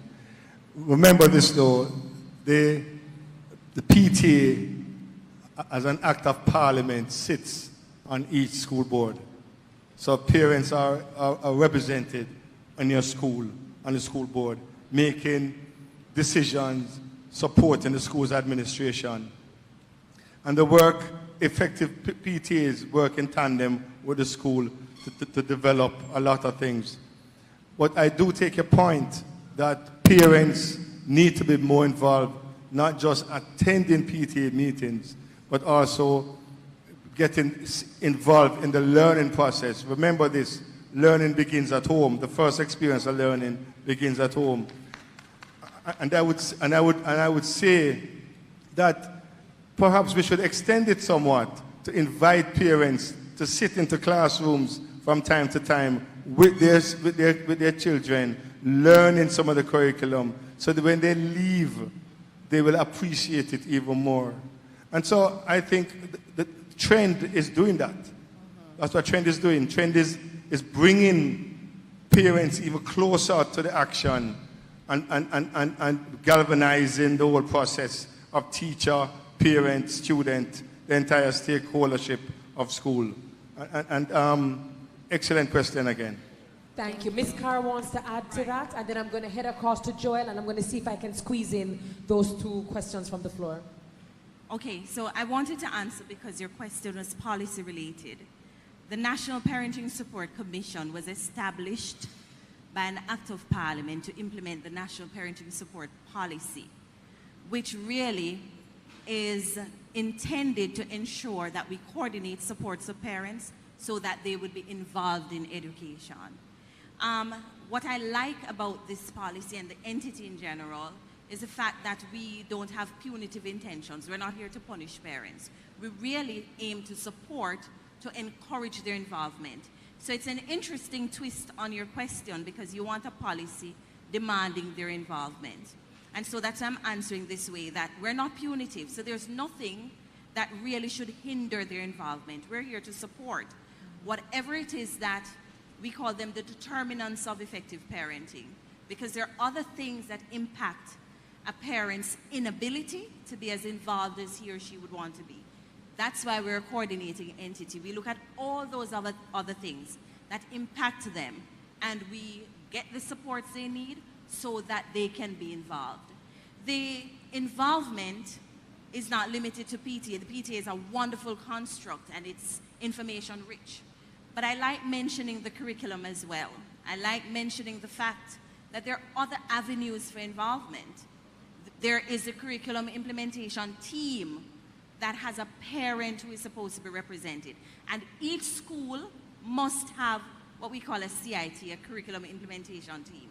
I mentioned earlier, and this is why I wanted to answer the way I did, that parents can be resource persons. We have this important curriculum that we must implement that pushes the transformation agenda.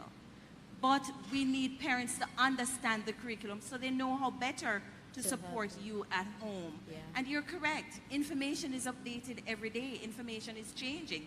The way you parented last year or 2 years ago, you may have to change that to keep up with the different trends as they're brought on by this digital age that we're living in. I thought it was a beautiful question, and thank you for that. Absolutely. Thank you so very much, Joe. And I'm going to head over to you to see if we can squeeze in some questions from online, and then we have to head to our Vox Pop. Absolutely. No, first of all, online is on fire. Both channels, all the channels. Some very vibrant conversations taking place. If you're just joining, getting a chance to hop on right now, welcome to our conversation. It's been trending, and of course, we really appreciate the time. You taking the time to listen, tune in, also dropping your comments. I'm seeing all the comments right now online. Now, one of the questions was going to be along the lines of how are we going to be inclusive with the disabled community, but I think we kind of touched on that a little and looking forward more to that conversation. But this one now is asking in terms of what exactly is the roadmap looking like? So the town hall, we've established that, but in terms of next steps, school tours, what exactly is in the bag? You probably don't want to let out too much. Dr. Chu, I know you might not want to let out a lot right now, but online I've seen about 3 persons asking, what's next? What's next? So we have our town hall this evening. Next week, we're going to be doing the school pop-ups, starting at St. Andrew Technical High School, talking to the young people, interfacing with them, making sure that they know about the pillars of transformation. We want this to be a household conversation. So we're going to be going around our schools. We have 7 pop-ups planned right across our regions, 1 in each region for the first go. We're going to be, well, we started having some radio interviews all this week. You saw our trend ad. We'll be running with that. We should be getting into a trend dance. Yes, so we have a memorable piece to carry us through the campaign. You know, we'll be doing some TV interviews coming up. That's part of the trend transformation, and we will continue to repeat these things, moving the town halls. We want to be around the country. We want every single stakeholder group to understand what the trend is all about, what the change will look like, what is the inspiration that we want you to feel when you talk about the trend. So those are some of the things coming up. We have a Chief Transformation Officer, and that person and the others will be going around having powwows with principals and teachers in-house. We are available to come to staff meetings and discussions. The education officers are going to be leading conversations on the ground with their teachers and principals. In fact, they have already started. The regional directors are here. Can you stand? Regional directors, stand. Let them see you. These are key persons leading the transformation. I see 2 of them just now in the different parishes. So we have legs in the field, Terry. And so we are very, very targeted in what we are doing. So those are some of the things that are coming. And internal comms. See my stakeholders there, my executive management team. Sometimes we talk about transformation and we forget that the people inside, they're also part of the team. And so we're going to be building out the internal communication so the message is live and well in every single unit, department, agency, right across the Ministry of Education. So All that's right. coming. Thank you. So Joel, it sounds like for the most part, as they begin, it sounds like more of an awareness to get everyone, all stakeholders into it. And then I suppose after you meet quarterly, we will then find out about the Progress. labs, The progress. where the parents are concerned, where the teachers are concerned, the training is concerned. Yes. All right, Joel, can you squeeze in one more? I most definitely can squeeze in one more. Well, amidst all the discussion, there's a discussion along the lines of patois. That's a very good one. That kind of got everybody talking in there. But for another question that I'm looking at right now, there's one that's asking, in terms of the citizens, how can they, some of them online right now are parents, some of them are uncles, some of them are aunts. What is one vital suggestion you have as to how they can be involved with the movement starting now? But that's my next question. That person stole my question. Okay, we're going to jump to that question. What is my role? And that's a fantastic question to hear from family members, from the village asking now, okay, it's fine that the government might be doing all of this, but what is my role in this transformation process? Great question. I'm going to give Casey a minute to respond to that first, and I'll come back because we just launched our Parent Month. And a pillar is, well, the theme is participation for purpose, and a pillar that it is your school, own it. That's right. So let her just talk about that a little bit, and then I'll jump back in. Great question to the person who posed it. We really are here to promote parental involvement, and our interest is in upskilling our parents in the process. And so right across the system, we have parenting education sessions. One of the pillars says, take a class, enroll in a parenting education class. Because as the prospective parent, the young lady said, right, that things are changing. The way you parented 5 years ago, and as people we parent the way we were parented, we have to change those strategies to reflect the new times. And so we want our parents to enroll in parenting education classes. They're going to be every Tuesday through to Friday, all across the school system. Every school, guidance counselors are conducting the session, social workers, even school nurses in some instances. So we want you to go to the parenting education classes so you can be upskilled. That's a very good way to participate. Lovely. Dr. Chuk? Right. Thank you very much, Casey. And we want every single Jamaican to play a part in what is happening in our communities. So part of transformation will require our students attending schools every single day. Right now we have a problem. We saw that forcefully in COVID, when we struggled to find our students, and parents, community members were comfortable with seeing students at home, not attending to any online work, not reading anything.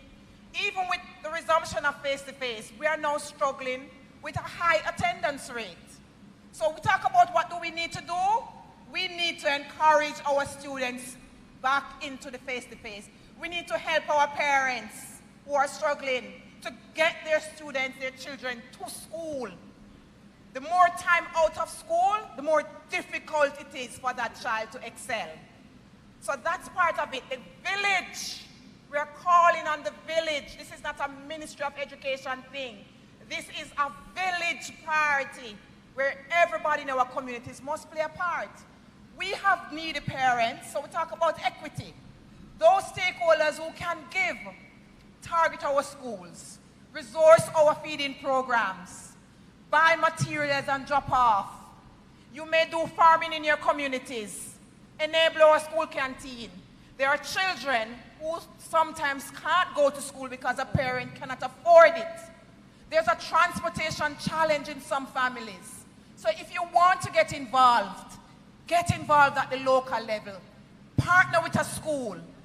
Give your gifts to your schools. It will benefit a child or our children it must go back to the village.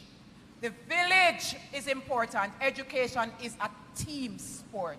Thank you so very much. And the reason why that question is very interesting is because we actually did a vox pop. For those of you who have questions, I have not forgotten you, but I thought it was the perfect time to actually play this vox pop because the question was, when it comes to transforming education, what is your role or responsibility? Let's take a look.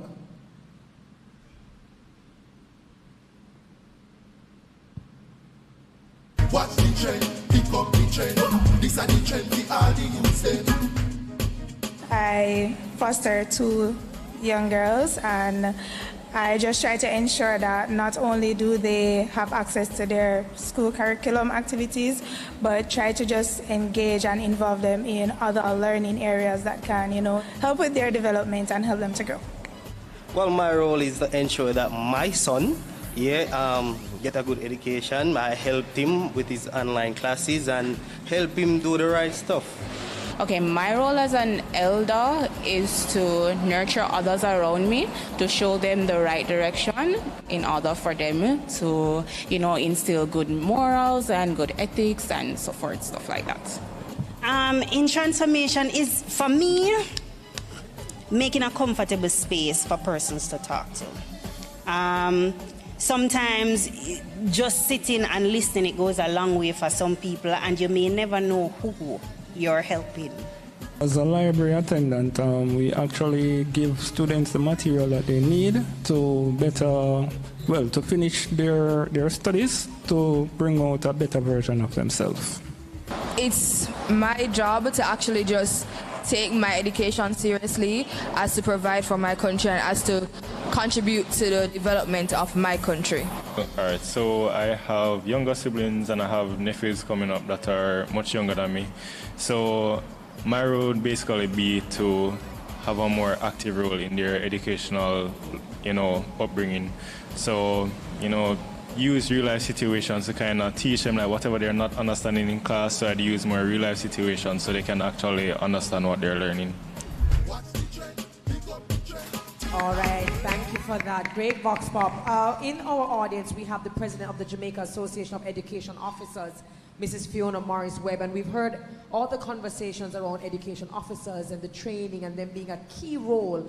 Listening to the conversation, all the questions around trend, what is it that education officers hope to achieve, to learn, in order to impart and to be the great pillars that we rely on when it comes to our educational system?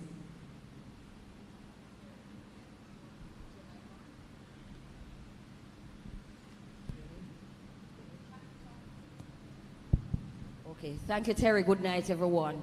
What is it that education officers hope to achieve? Well, first let me say that there is no trend without education officers. Education officers form part of the pillar, the backbone. If you have the rib, they are part of the rib. And so education officers, they play a great role in trend. What we hope to achieve, we hope to see greater students' performances. When we look at CSEC, when we look at PEP, we would love to see those results climbing. We would love to see results in English language. We would love to see, we have, across Jamaica now, we have the, what you call them again, the call centers. We would love to see, persons, those persons have complained about the language, that we need to train, we need to upskill these persons more, because, when they answer the telephones, the language is so bad. And so where does that take place? We have the curriculum unit who would have written the curriculum to ensure that transformation takes place. When the curriculum was written, we ensured that we have stakeholders from, Finland. We have consultants from Finland, Singapore, all of that, to ensure that transformation takes place in education. Because what is it we hope to achieve? We want to see better outcomes in terms of student learning. We want to see, as Casey mentioned up there, parenting. We have the guidance counselors. We have the community relation education officers that drive this as well as part of the education officer corps. So we want to see parents more involved. Those are the outcomes we hope to achieve. We want to see, I think the student council person there mentioned inclusiveness. We want to see we have a special education unit where we would really love to see that unit drives those schools that deals with intellectual disabilities and gifted children, because we oftentimes forget those. So we have a unit that deals with that. So we would want to see inclusiveness as it relates to better outcome. I could go on, but I know you're pressed for time. And I think all of us do agree, because you actually were able to do a capture of all of the different areas that touches the parents, the teachers, the principals, the community, and everyone who is a part of this amazing value chain. Now, my time is pressed. I'm going to take one more question. I know that you are the next person in line. I'm going to take one more question, get 2 more comments from Joel, and then I'm going to have to close. However, for those of you who have your questions, please wait afterwards, because we would love to still get your question as we go to stats and the other schools. And of course, the ministry will be using their social media platforms to address and answer a lot of the questions that they were not able to answer this evening. So, question to you, young lady. Good evening, everyone. I hope you all are doing well and being safe. My name is Bevina Hamilton. I'm a first-year student of the University of the West Indies and a member of the General Secretary of the Jamaica Union of Tertiary Students. On the 30th of October, Jamaica experienced a major 5.6 magnitude earthquake. During the earthquake, I was in the lecture theater, and being in a room where the ceiling was falling down was traumatizing. Being scared throughout the day due to aftershocks, not feeling safe, and being away from home was mentally pressuring. Surprisingly, with all of this happening, it was stated that classes resumed the next day. I say all of this to say that after a restless night, it was sad that I had to attend classes the next morning.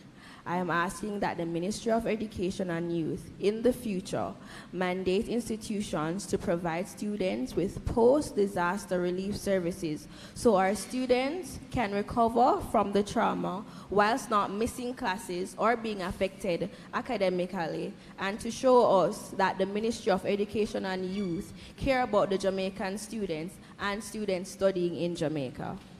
All right, thank you so very much. So not really a question, but rather a comment that even in the conversation about transformation, mental health, the status of mental health, what does that recovery process look like, not just from a curriculum standpoint and getting back to the books, but how are our students processing? Would you like to address that comment? Well, I just want to acknowledge and to empathize. We do understand the post-traumatic responses to things like these. It's something that we can't prepare for. The earthquake is sudden.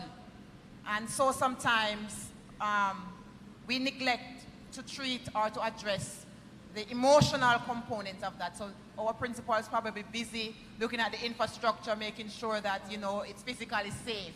But we tend to forget. But it's already a mandate in our schools that psychosocial support is provided for our children for every kind of disruption or situation. That is why we have guidance counselors who are so trained in schools. Our deans of discipline, they have what is called a critical incident response team in our school, which is also made up of psychosocial support. It's regretted that you didn't see that in action, right? But we apologize for that. But the framework in our schools does account for psychosocial support. We have 1,198 guidance counselors across the system, which is our 1,010 schools. We have 180 health and family life educators. We have, I think, 156 deans of discipline. These people are psychosocial training, right? They are the helping professionals in our schools. And they are to work together. Our nurses, they are a part of this team. And it is our hope that we will continue, Anake, to sensitize them for this kind of response, and not just to be obsessed with the physical infrastructure, because they want to know that you won't be hurt, but you are emotionally hurt.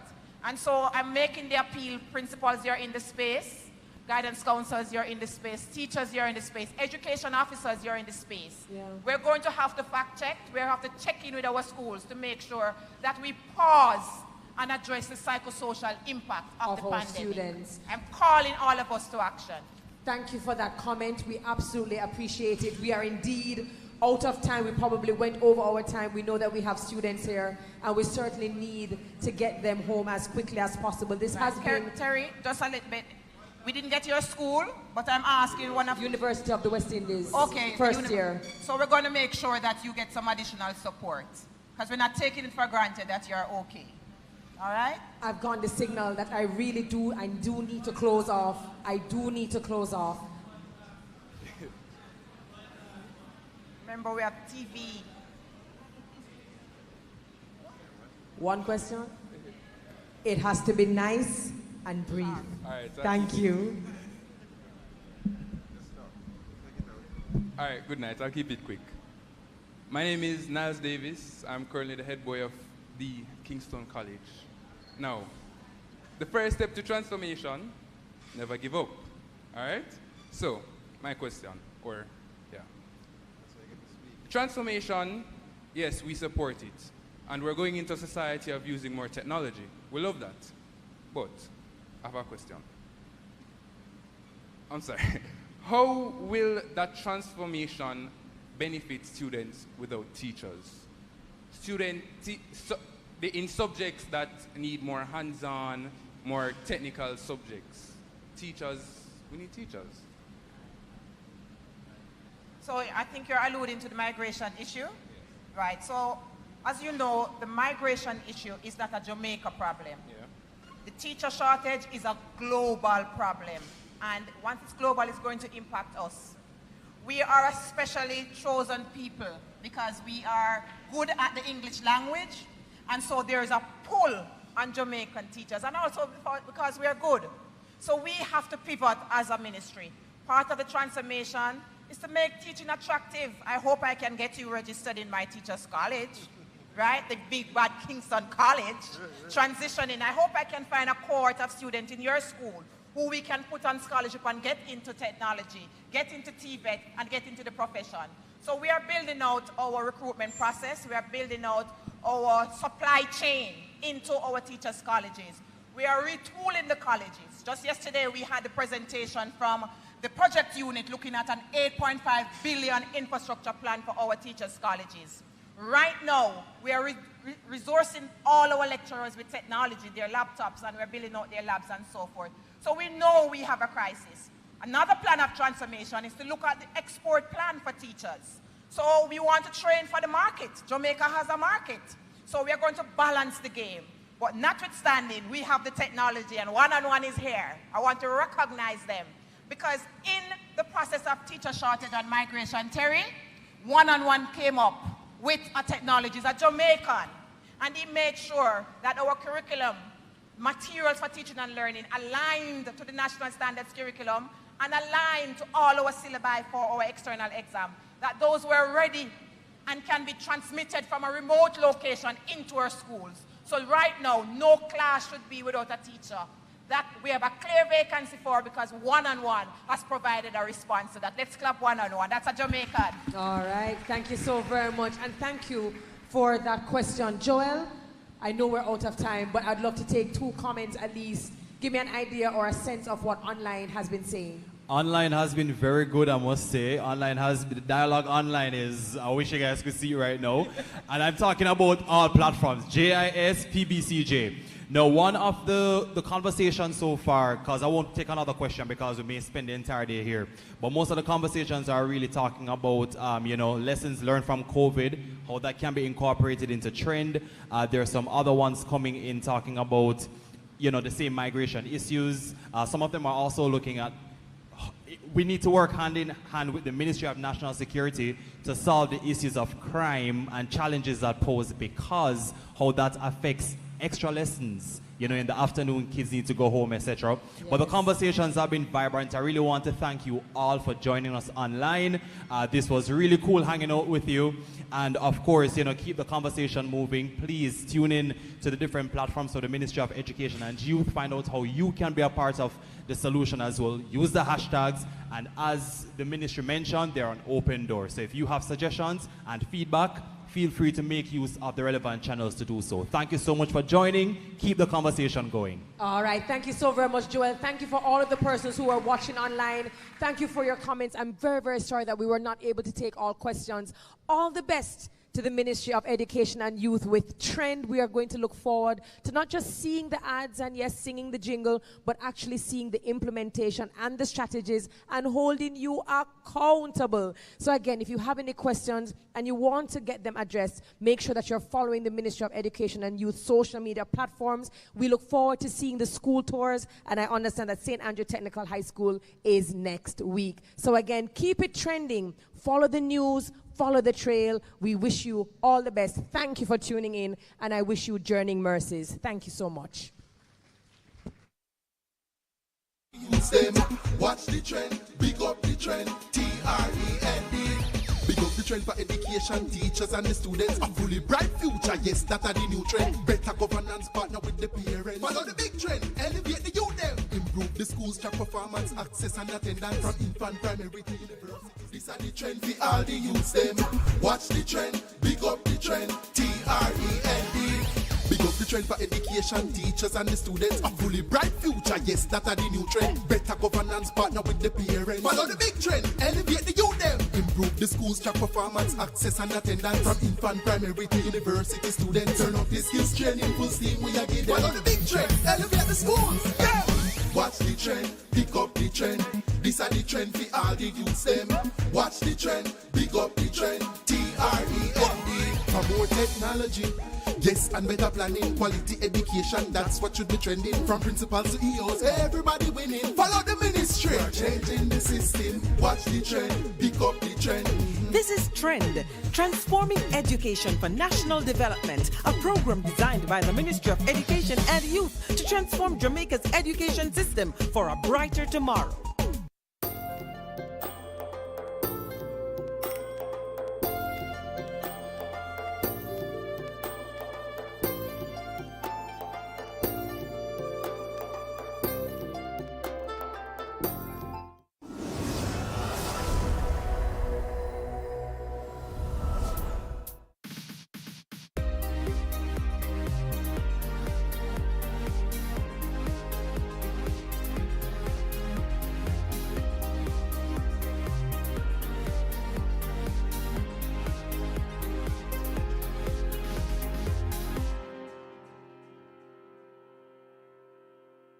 We are going to have more systems, more weather events, more earthquakes. So it means that we have to prepare the country. And being prepared is a must, because Monday was a traumatic day for most of us. I hope we're reflecting on the right ways to respond to an earthquake. As the experts warn, there will be more. The country has the appetite now for information. And I think we can't lose sight of having the information. I hope you're doing much better today. I'm Adrian Atkinson, and this is Jamaica Magazine. On the show today, we look at measures in place by the government to finance natural disasters and share outcomes of the National Disaster Risk Management Committee's meeting on the aftermath of the 5.6 magnitude earthquake. Stay with us. The news of the day is after this next message. Time they reach the next part, I show them cut it. Talking about that, listen to this. A pen sends a message. Disaster do happens. Be prepared. The municipal corporation reminds us of hurricane, earthquake, flooding, you name it, and preparedness. Mommy, we really have to take this thing seriously. Mommy, where's the emergency shelters? Samir. Primary school, churches, community centers. Know your nearest emergency shelter. Protect your family during any natural disaster. Be prepared. Visit the ODPEM website at odpem.org.jm to find the shelter listing for your parish. Know your emergency shelters.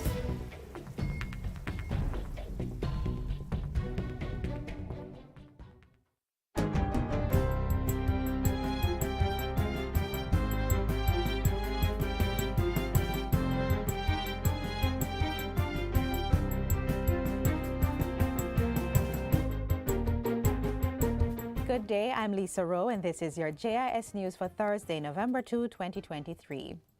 The Bureau of Standards Jamaica, BSJ, is revising the country's building codes through government funding of $100 million. The BSJ is also receiving funding from the Planning Institute of Jamaica, PIOJ, to update the codes. Director of Standards at the BSJ, Julia Bonner-Duet, gave an update as she addressed this week's meeting of the National Disaster Risk Management Council. So we have 11 codes being updated, and they're in 10 subject areas. The 11 codes handle areas such as, for new buildings, they have a building code for new buildings, large buildings. They have one for the existing buildings that are not necessarily up to code, and you have one for small buildings and residential buildings. And in Jamaica, we are unique for small buildings because we make small buildings with slab roofs, and we continue to do that. The codes are referenced in the Building Act, and the Ministry of Local Government is responsible for monitoring the implementation of the codes. The Bureau is also working with PIOJ, as I said before, JETC, Jamaica Fire Brigade, Social Development Commission, and others to ensure that the codes are properly implemented and effective. The BSJ is now conducting training with different stakeholders on the provisions of the building codes. Training on the Jamaica Fire Code started on Monday with personnel from the University of Technology and the International Code Council, ICC. Mrs. Bonner-Duet says the limited damage reported from Monday's earthquake is evidence that Jamaica's building standards stand up well in a natural disaster. I think generally speaking, across the world, persons kept on following what is the ill effect of this earthquake, and Jamaica stood strong. As the post-earthquake assessment continues, Local Government Minister Desmond McKenzie is commending the National Emergency Centre and Disaster Risk Management Council for their responses during and after the event. The minister commended the teams during Tuesday's sitting of the House of Representatives. He says the rapid response system to deal with disasters were operational within 30 minutes of the earthquake. This rivals the best international practice for immediate disaster assessment and emergency response. And I say this against the backdrop that this event has served as an important test of our response capabilities. And it was proven, Mr. Speaker, that the system works and that the Office of Disaster Preparedness and Emergency Management